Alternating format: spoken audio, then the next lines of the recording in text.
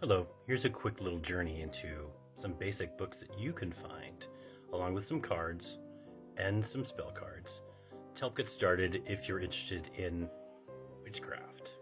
Now, witchcraft is really working with nature, working with the seasons, working with yourself to gain a better understanding of your feelings, your thoughts, your intuition, and where you want to go in the world, and what kind of uh, inspiration you want to find, and what intent you'd like to make in moving forward with anything very small to just a little emotion you have or wanting to understand something to much bigger things and moving forward with your life.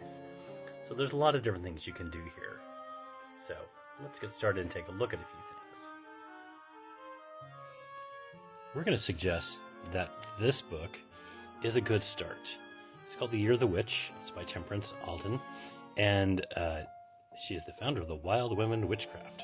I don't know too much about that myself personally, but I understand that they do some great stuff. Anyways, so this book I think is very fascinating. It does give you a full understanding in a very, I wouldn't say simplistic way, but a very easy to read way about the Year of the Witch and magic and working through that. We'll just go look at the contents here, but intuitive witchcraft, learning about the cycle seasons, death and rebirth, elemental magic, shepherding the land, at the gates of witchcraft, the spiritual garden, local elements and spirits, the origins of the wheel of the year, and then it goes through the Sabbats, Samhain, Yule, Imbolc, Ostara, Beltane, Litha, Lunasa, and Mabon, and which is, and then just the non-traditional year. Now, if you notice, it starts out with Samhain. Samhain is actually the new year for witches, if you will, because it's when everything starts going really dark, and we go through this whole cycle and come back around again. Anyways, but this book really has some great information about each of these things. Oh, look, here's one about wheat and the French Revolution.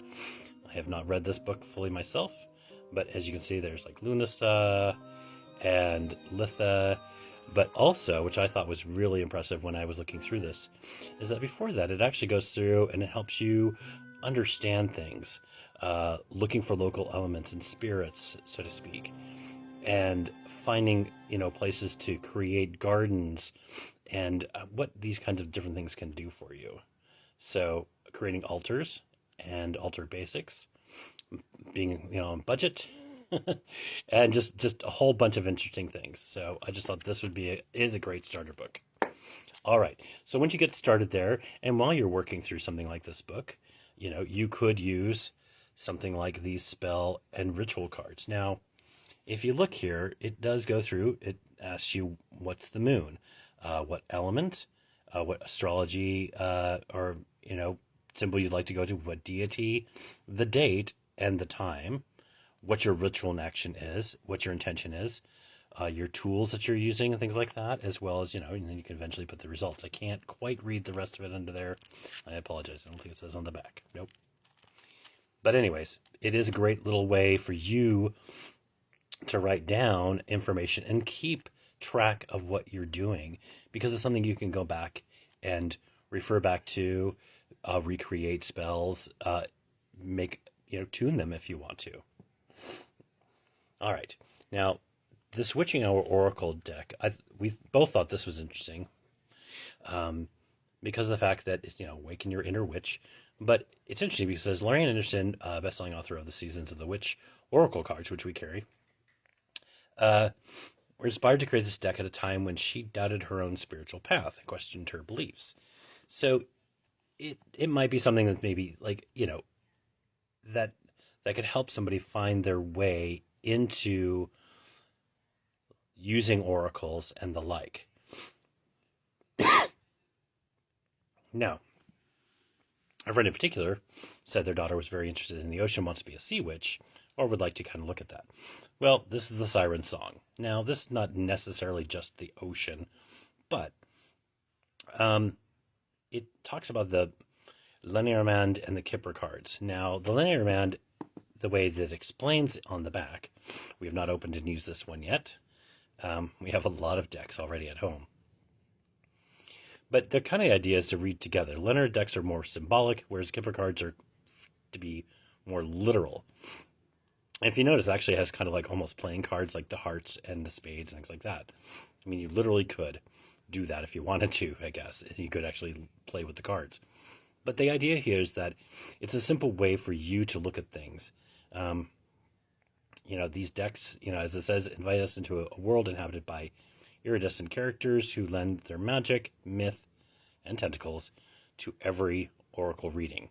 So, I mean, that could just be a fun way to get us started things. Like I said, I don't think it's fully in depth of just the ocean itself, but it uses that as a backdrop, which I think could be a lot of fun. All right, something else I wanted to bring up. This is our own little personal spell that we have that's kind of a constant. It's also, in essence, kind of like an altar. And this is something that you can do. Now, we have these four little incense burners, which usually are directional. I just have them set here at the moment. So to be able to show you, we are looking for prosperity. So that's why the coins come into play. There are some earth and some coffee grounds. There's some crystals and different things that represent things. I mean, me personally, I don't believe that objects have specific power. We give things that, in the sense of like where our, what our intentions are and what we're working with. That's the whole idea. What does this represent and what will it help bring forth? The idea is to try to take a moment each day to look at something like this, to think about it, to contemplate it. I mean, in essence, kind of like, meditate on these things. So in this case, we have just this simple tray that we found, I think, at Michael's, during a Halloween sale. It's actually got a skull underneath. I just put these candles here to help light it up a little bit. You could actually, we have some real candles, but I just wanted to use these to show this off a little bit. The bowl is actually something that is an ancestral heirloom from my side of the family, and it is very old. This is from, I believe, 1908, or I think that's about right, somewhere in there, or 1904. I can't remember now. I have a paper somewhere about it. But this was a wedding gift to my great-grandparents, and so it's very meaningful, so there's a lot of feeling there about it. So kind of taking some of these things in, when I was talking about the Year of the Witch earlier, there's information in here that kind of talks about creating, your own little altar, creating your own spells and things like that, which this is where this comes back into play again, of you can create and keep track of and refine those kinds of things. All this is about intention. That's the important thing. It's about intention. Cards and the like, different types of oracles, tarot, or in this case, they're the Kipper cards. This is more for your personal work. This is more for you to focus. It doesn't mean it's going to tell you the future. It doesn't mean it's going to tell you the past even, or anything else. It makes you stop and think about things. It makes you look at a different perspective of what you're asking about or looking into for yourself. So keep that in mind. Nothing's going to change your world. You change your world. These are just tools to get there. This is information about how to understand this path. So there you go. I hope that makes sense, and I hope you find some joy in those books and have a wonderful season.